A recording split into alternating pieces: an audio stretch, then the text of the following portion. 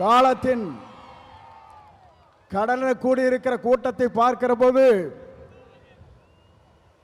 நாளை தமிழகத்தினுடைய முதலமைச்சர் என்ற வரலாற்று படைக்கிற கூட்டமாக இந்த கூட்டம் இங்கே இருக்கிறது. எல்லோரும் சொன்னார்கள், எப்படி ஆட்சிக்கு வர வேண்டும் என்று பல பேர் கனவு காணுகிறார்கள். ஆனால் தமிழ்நாட்டு மக்களை பொறுத்தவரையிலும் நாளை தமிழ்நாட்டை ஆளப்போவது புரட்சி தளபதி தான். இதை யாராலும் மாற்றி காட்ட முடியாது என்ற வரலாறு தான் பெரியார் மண்ணிலே இன்றைக்கு காணுகிற காட்சியை நாங்கள் காணுகிறோம். சமுதாயம் என்பது தந்தை பெரியார் அவர்கள் குறிப்பிட்டதை போல ஏழை மக்களுடைய கண்ணீரை தீர்ப்பதற்கு ஒரு நல்ல தலைமை வேண்டும் என்று பல நாட்களாக மக்களுடைய கனவு இன்றைக்கு நிறைவேற்றப்பட்டிருக்கிறது. மிக விரைவிலேயே தான் அந்த கனவு என்பது எல்லோரும் கூடுவார்கள், கூட்டம் கூடும், கலைந்து போகும். ஆனால் நம்முடைய கூட்டத்தை பொறுத்தவரையும் எதிர்கால தமிழகத்தை உருவாக்க இருக்கிற வெற்றி கழகத்துறை தலைவர் அவருடைய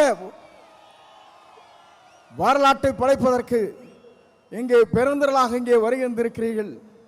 அதோடு மட்டுமல்ல, சிலவே நினைக்கிறார்கள் தலைவரை பொறுத்தவரையிலும் மனிதனை மிக்கவர், நல்லவர், வல்லவர், உங்களுக்காகவே வாழ்ந்து கொண்டிருப்போர் என்பதை மறந்துவிடக் கூடாது.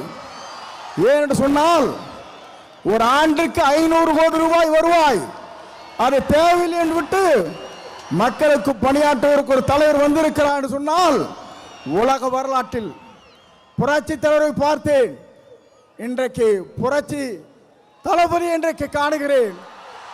ஆகவேதான் மக்கள் இங்கே திரண்டிருக்கிறார்கள். என்னை பொறுத்தவரையிலும் இது தீர்ப்பளிக்கிற கூட்டம்.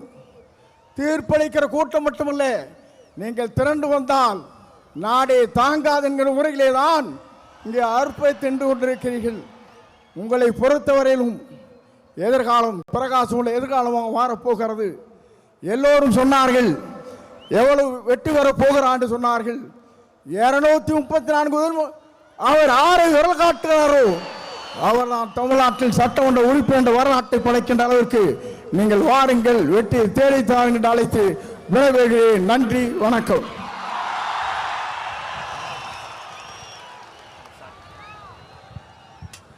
தமிழக வெற்றி கழகத்தினுடைய இணை பொதுச் செயலாளர்